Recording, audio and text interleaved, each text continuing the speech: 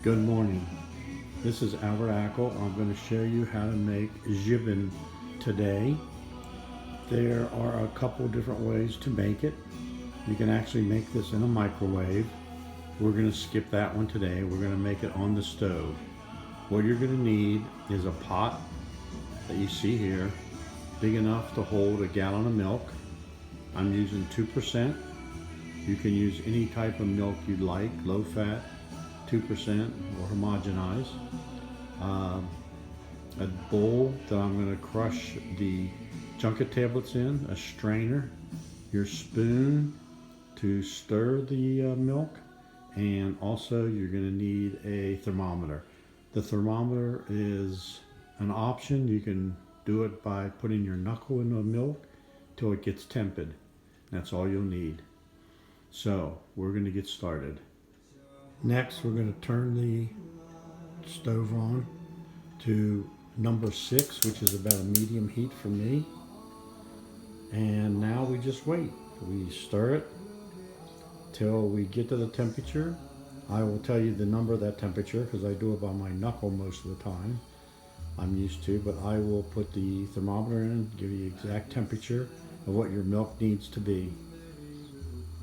Next thing we'll do, and I'll do that in a few minutes here, we're going to take the junket tablets, which is in a silver packet, put those in a bowl and crush them to a powder.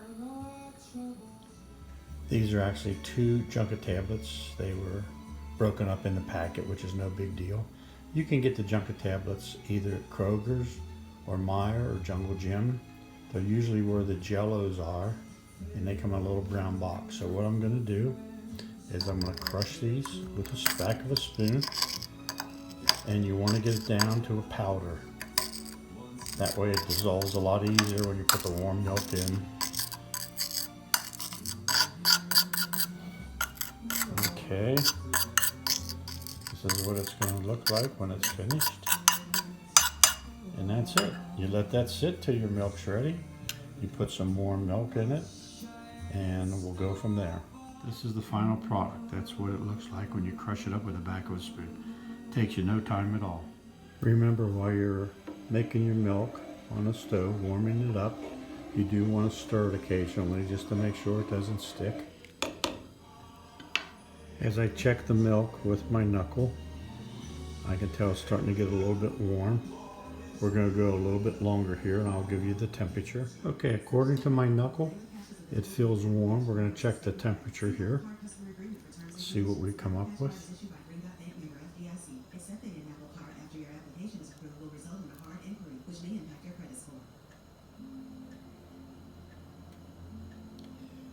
You can see that was about 98 degrees to about 100 degrees, and you're good to go. Now we're going to add the junket. What I'm going to do is add some milk to the junket, to my little bowl that I've got here. Let's add some of the milk just to help dissolve it. A little messy there. Stir it up a little bit.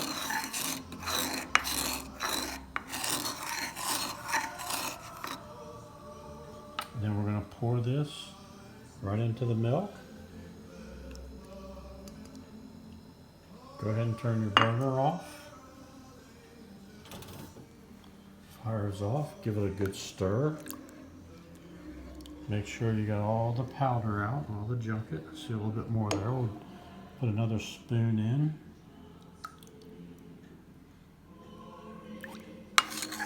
Just get those little sides and everything. Make sure we get it all mixed up good. And then pour that back in. Now we're going to take this off the stove, and we're going to move it. I'm going to set the camera down. Once we move the milk from the burner to a hot plate, it's been sitting now. Mine has been sitting for about a half an hour. We're going to go ahead and stir it. You'll see there's a little bit of film on top. That's nothing. Stir it. It's still real liquidy. Give it a good stir. And then we're going to let it sit for probably another 30 minutes, and then we'll come back. Okay, I'm back. We're now going to stir it for about another 25, 30 minutes. I'm sorry, we're going to stir it, but let it sit for another 30 minutes. You can see it's starting to get lumpy. We're getting there. I'm going to let it stir it. And then I'm going to let it sit for about another half hour. Then we'll check it. Okay, this is the third time I'm going to be stirring it. And you'll see that it's even getting thicker. Water's rising to the top. We're going to let this sit for probably another half hour. That's probably the longest part of making the jibbon, is letting it sit, let it set up. No rush on it. We're going to stir it good.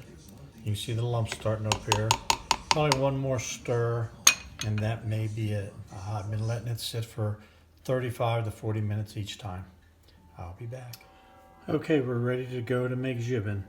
There are quite a few different ways to make the jibbon. The main thing is you want to get the water out as much as you can. That's why we have the big strainer.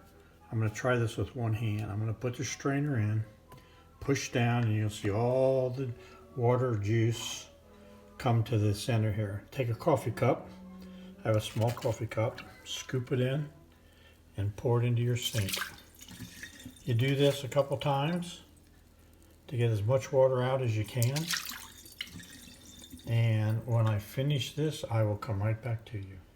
Two more items you'll need is a dinner plate and a small coffee cup. So what we've done is I put the strainer in, pushed it in as hard as I could, and scooped out the milk residue, the water part, and I just scooped one part of the jibbon already, put it in my strainer, and putting that over the sink, and I'll press that out. After I press it out, I'll take it out of the strainer. I gotta move it back over here. Put it in my hand, patty it out, and set it on my dinner plate. Now, some people will take it and scoop it into their hand to make the patties.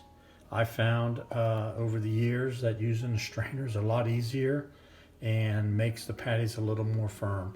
We should get between 6 to 8 patties out of this using 2% milk. Again, you can use any milk you'd like, but this is where we're at right now. So let me patty this out. I'm going to push it down over the sink, just like I did when we were straining. Of course, that's the way that's left of the liquid. And I pushed it out in the strainer over the sink to get the extra moisture out. Then what I'm going to do is put it in my hand and set it right on the dinner plate. So there you have it. The first jibbon, I'll put a total of probably 6 around this plate. I'll salt it, and then I'll put it in another container that's eventually going to go into the refrigerator. So I'll start making these patties. Again, what I'm going to do is see if I can do this with one hand. It's kind of hard doing this, but we'll take the strainer out, set it in the sink, and you'll see there's some more of the whey or the liquid.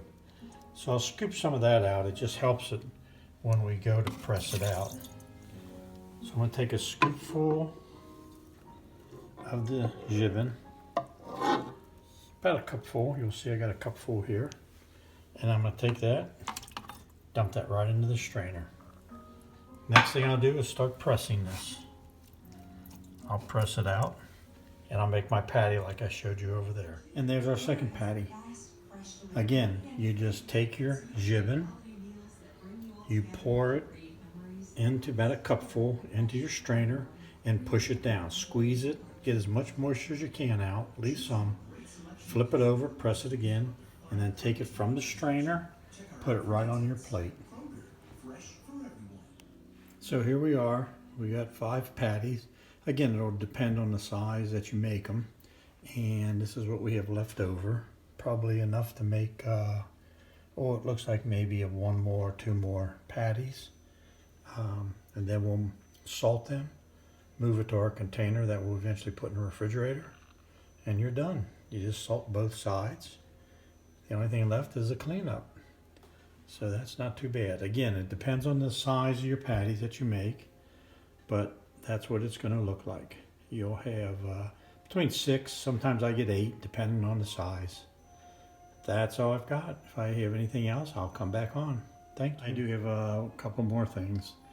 After I get my little Corningware dish, and I will salt the top of these.